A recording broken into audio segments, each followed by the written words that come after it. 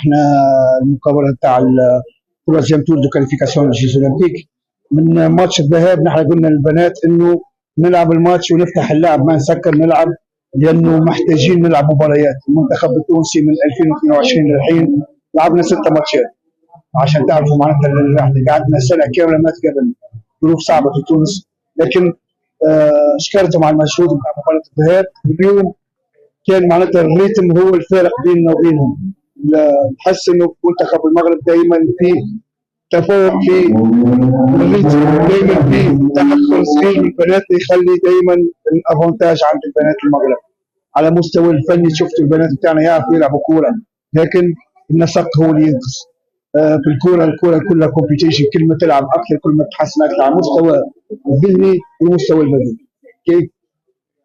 بالنسبه للشوط الاول كنتوا راجعين له، كان الفريق الوطني وقيل كان الوسط للتسجيل باش هذاك هو اللي خلى الفريق التونسي مرتبك شيئا ما بعد تسجيل الهدف.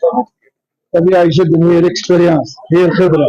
البنات لما تقبل تاخذ هدف من 5 دقائق الاولى يمسهم على المستوى الذهني، وهذاك اللي خلى الهدف الثاني والثالث. بعدين معناتها صارت حاولنا بين الشوطين ان نرفع من معنوياتهم، عملنا تغيير، ما لعبنا ولا بالعكس، فتحنا اللعب ولعبنا عادي.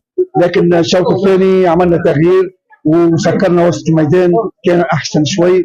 لكن قلت لك الخبره هي اللي جابت كلمتها في الاخر.